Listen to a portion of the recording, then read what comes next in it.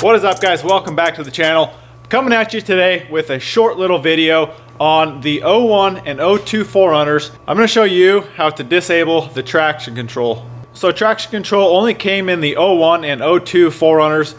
It really isn't a very great system, especially if you're in four-wheel drive. If you're in high 4, it's still enabled, and if you spin the tires, it pretty much cuts all the power. So if you're in the snow or mud or anything and you start to spin the tires, if you're stuck, it pretty much cuts all the power out and you don't really get a whole lot done. So I have a switch I'm gonna wire into the 4Runner so I can disable and enable the traction control. So the traction control really does have its use in two-wheel drive. Say if you're going down the highway or something and you hit a patch of ice, it is gonna help in that aspect, straightening out the 4Runner, making sure you don't hit the ditch. But like I said, in four-wheel drive, it's really an issue. So today, we're gonna fix that issue. So this is everything you're gonna need to do this mod.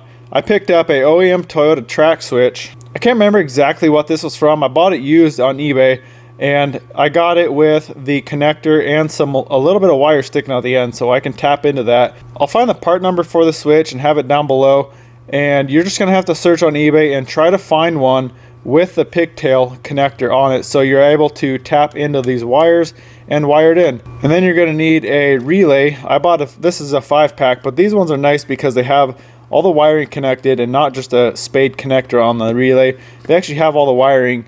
And then you're going to need a couple extra feet of wire, some butt connectors, and then one of these add a fuse or add a circuit. This is where we're going to tap into the fuse box to power the relay. So this switch fits in factory right in the dash like it should.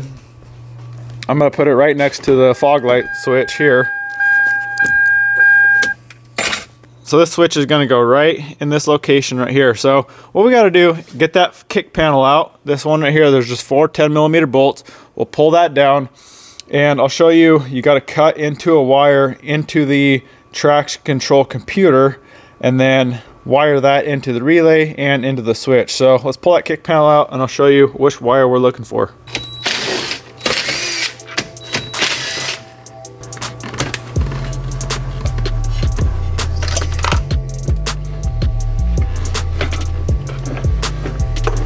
So here's the fuse box. Behind the fuse box to the right, there's this other computer with 4 connections on it.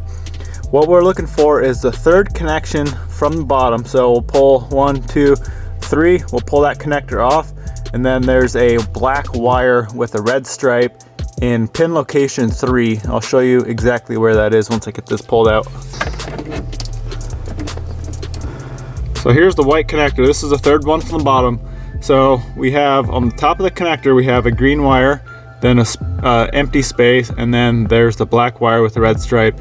That third wire over is what we're going to splice into. So we're going to cut this tape off, we're going to cut that wire, and then we'll have to extend those wires into the relay. Alright, so I drew up a little diagram of how I'm going to wire this. So we're going to start with power. So this is the fuse, or add a fuse into the fuse box.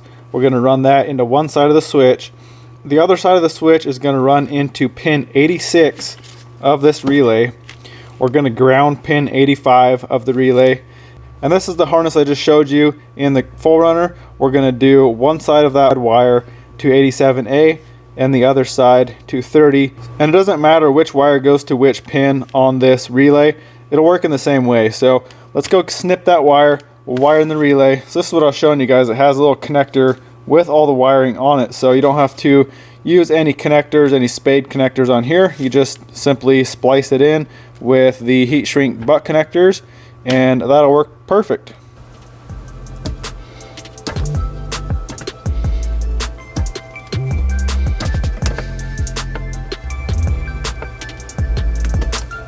Alright, so I'm going to mount the relay right here, and you can see the wiring coming out underneath, and it actually will reach that connector just fine right here where we splice these wires. So we're not going to have to extend these wires at all. So I'm going to get those tapped in, and then I think I'm going to try to use one of these. If there is power on these empty slots in the fuse box, I'm going to try to use one of those instead of stealing power from another circuit. I think that'll be the best way to do that.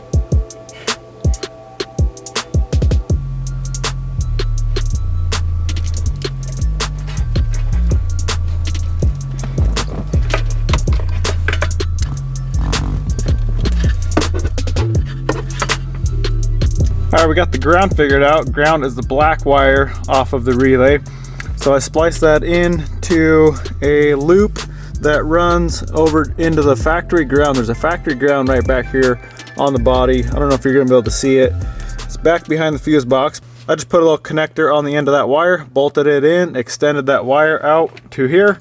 So now we just got to add our fuse in to the fuse box, power that into the switch, and then into the relay. All right, so this very top left slot in this fuse box was empty, and it has keyed ignition power. You want to find keyed power. You don't want to hook it to a constant. So that one will work perfect. So I got that run up to the switch. I have the other side of the switch run into the white wire for the relay. So another quick rundown. Black is ground like usual. White into the relay is the power from the switch.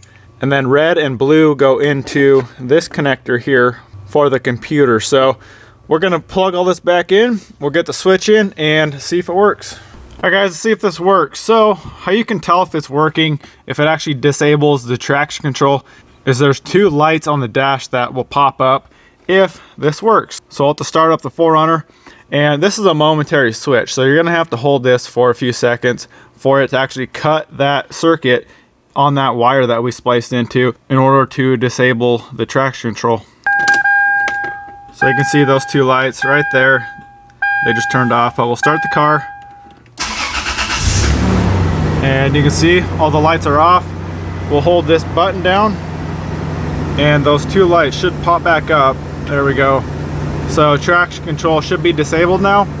And one thing about this mod is if no matter how long you hold this switch or how many times you push it, it won't enable it until you turn the car off and you start it back up. Now it'll be turned back off and traction control is back to working like factory. So everything seems to be working like it should. So I'm gonna button this stuff back up, get the kick panel back in, get the switch mounted up. And the nice thing about using this switch is it's a factory Toyota switch. It looks factory, it fits factory, and it's really just nice to have something that looks good and factory. So we'll get this back together and we should be done with the whole install.